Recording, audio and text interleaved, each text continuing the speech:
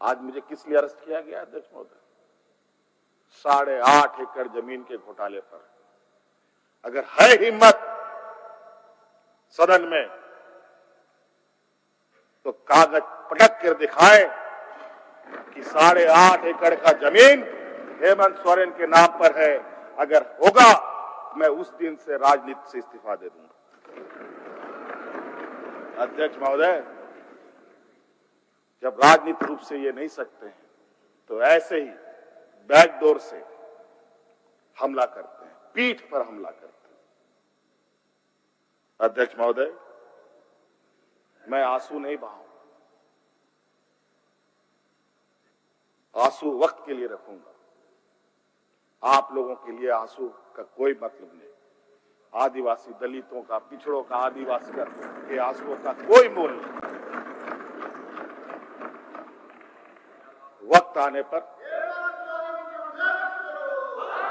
हम इनके एक एक सवालों का जवाब और एक एक इनके षड्यंत्र का जवाब वक्त आने पर बड़ी माकूल तरीके से दिया जाएगा।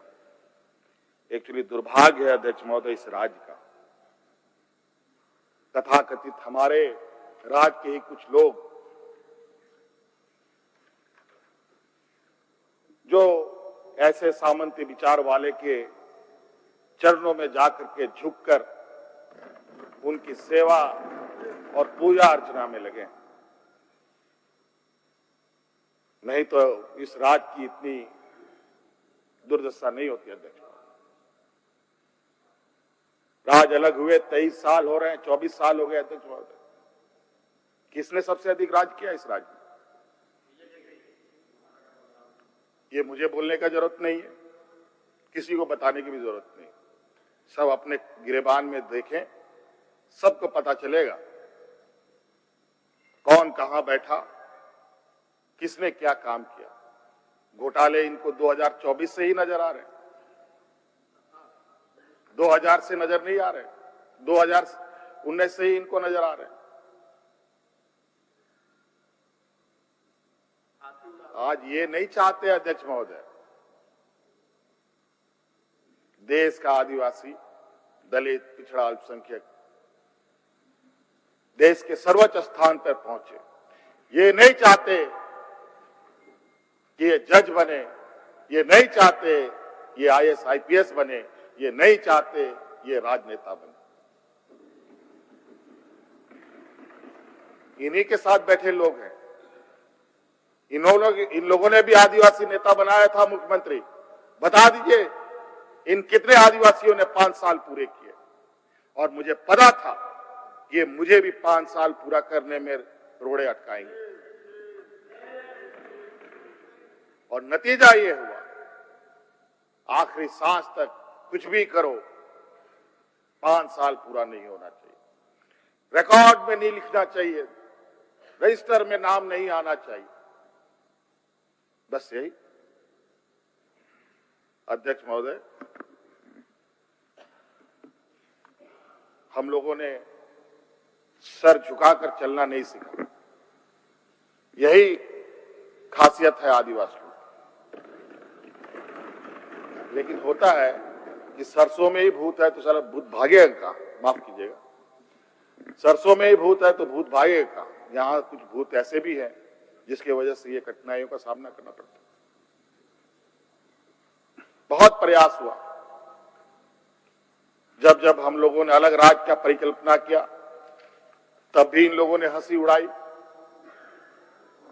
कि आदिवासी लोग अलग राज लेगा। जब हम सत्ता में आए, आदिवासी सत्ता चला पाएगा, कुछ दिनों में गिर जाएगा। मैं हवाई जहाजों में चलता था अध्यक्ष महोदय, उसमें भी इनको तकलीफ। मैं 5 स्टार होटलों में रुकता था, उसमें भी इनको तकलीफ। मैं BMW कार में घूमता हूं, उसमें भी इनको तकलीफ।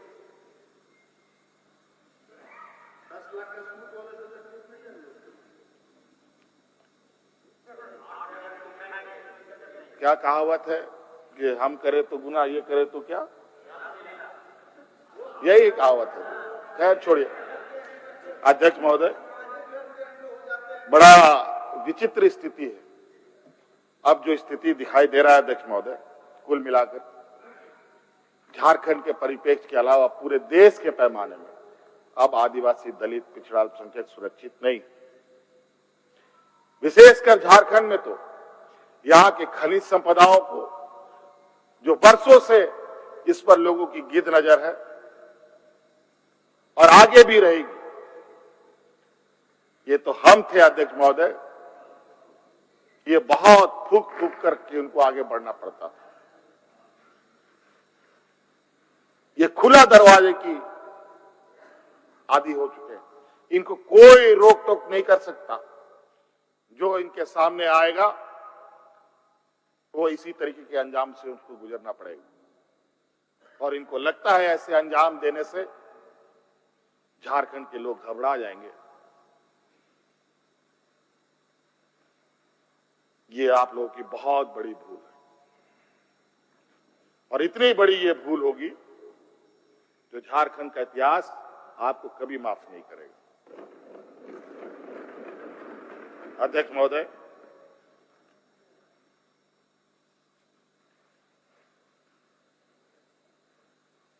आज जो षड्यंत्र का पैमाना है वो इस कदर बड़े, उसके जो दायरे बने हैं, कानून के अंदर रह कर गैर कानूनी काम करना कैसा हो, ये कर किसी से सीखना हो तो इन लोगों से सीखिए और इनके संस्थाओं से सीखिए। मैं तो कहता हूं, मैं फिर से कहता हूं कि आप लोग दस्तावेज लाइए सदन में, या आपने ईडी और सीबीआई को सपोर्ट कीजिए और कोर्ट में पेश करें। एक भी दस्तावेज अगर आप लोग निकाल के दिखा दे कि हमने 8.5 एकड़ जमीन हड़पी है, तो मैं उसी दिन राजनीति से संन्यास किया, झारखंड छोड़ के चला जाऊं। अब इनको नहीं मिला तो हमारे बीवी, बच्चों, परिवारजनों के खाता भाई ढूंढने में लगे। ये पैसा कहां से आया, वो पैसा कहां से आया, ये आया, वो आया। अध्यक्ष महोदय, असमानताएं देखिए इसी सदन के अंदर।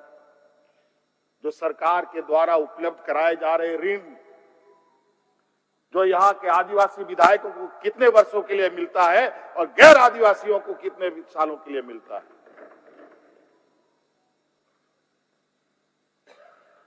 इस विषय पर गंभीरता से सोचने की आवश्यकता है। देखो, ये बहुत लंबी लड़ाई। आज जिस तरीके से बड़ा मछली छोटा मछली को खा जाता है, सामाजिक व्यवस्था में भी यही कहानी है। एक बड़ी व्यवस्था छोटी व्यवस्था को खाने का हर बरकस प्रयास करती है। प्रभु राम का प्राण प्रतिष्ठा हुआ 22 जनवरी को। राम राज आ गया, पहला कदम बिहार पड़ा। बेचारा एक पिछड़ा वर्ग का व्यक्ति की क्या हद होगी आप जानते हैं।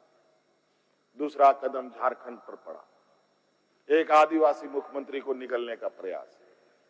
क्योंकि इस आदिवासी मुख्यमंत्री के शरीर में हड्डियां कुछ अधिक है, इसलिए उस हड्डी को निकालने के लिए ईडी उसका डिसेक्शन करने में लगी हुई, ताकि हम कैसे इसको निगल जाए।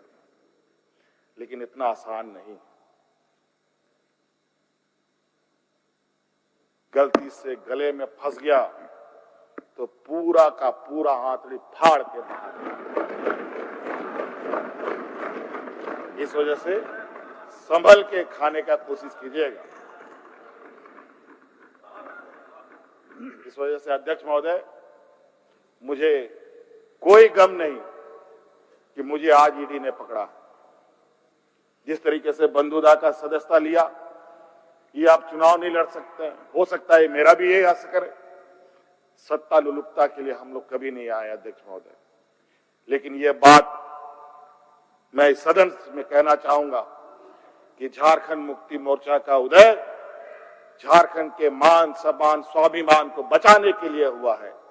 और इस मान सम्मान स्वाभिमान के प्रति जो भी बुरी नजर डालेगा उसको हम मुंह तोड़ जवाब देंगे, चाहे राजनीतिक रूप से हो, चाहे कानूनी रूप से हो, चाहे वो किसी भी जंग मैदान में हो। ये हमारा संकल्प है। ना हम पीछे हटे हैं, ना हम लोगों ने पीठ दिखाई है अध्यक्ष महोदय। इसलिए अध्यक्ष महोदय, मुझे तो कोर्ट का आदेश है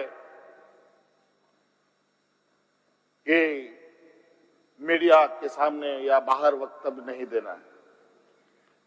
तो हमने ईडी वाले से पूछा, क्या सदन में भी बात नहीं रखनी है? तो उन्होंने ये भी कहा, नहीं सदन में भी आप नहीं रख सकते। हम बोले वाह। तो मैंने कहा कि आइए स्पीकर साहब के टेबल में खड़े हो जाइए, बैठ जाइए, वहां से आदेश जारी कीजिए, फिर हम चुप हो जाएंगे। ये स्थिति है अध्यक्ष महोदय। अब उस दिन का इंतजार है। अभी तो गवर्नर हाउस का quorum पूरा हो गया। अब विधानसभा से लोग कब अरेस्ट होंगे, राष्ट्रपति भवन से कब अरेस्ट होंगे, लोकसभा राज्यसभा से लोग कब अरेस्ट होंगे? अध्यक्ष, 150 200 सांसदों का निलंबन। क्या अध्यक्ष महोदय ये इतिहास के सुनहरे अक्षरों में लिखा जाएगा? अध्यक्ष महोदय, बड़ी विचित्र स्थिति देश में। और मैं ये कहना चाहूंगा अध्यक्ष महोदय, विशेषकर आदिवासी दलित पिछड़े भाइयों से, आप तैयार हो जाएं। अब शोषण की एक नई परिभाषा गढ़ने जा रही है। अगर अपने आप को आपने कमजोर किया तो आने वाली पीढ़ी कभी माफ नहीं करेगी। तो अध्यक्ष महोदय, राज्यपाल महोदय आए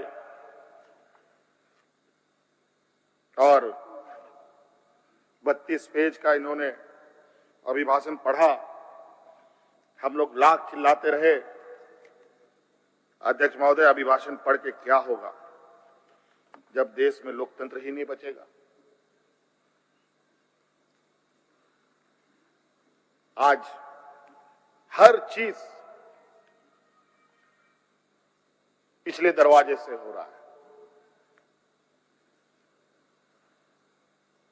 अध्यक्ष महोदय, खैर इतना तो हम लोग बुद्धि ज्ञान है नहीं, लेकिन समय ऐसा भी नहीं है, समय से बड़ा बलवान धरती में कोई नहीं है। और वक्त फिर घूमेगा और फिर हम आपके सामने उपस्थित होंगे और इतनी मजबूती के साथ उपस्थित होंगे कि फिर जो षड्यंत्र कर रहे हैं वो षड्यंत्र आपके धरे के धरे रहे और इस देश के और अपने राज्य के आदिवासी दलित पिछड़ों के लिए जो संघर्ष करना होगा वो करते रहेंगे। धन्यवाद।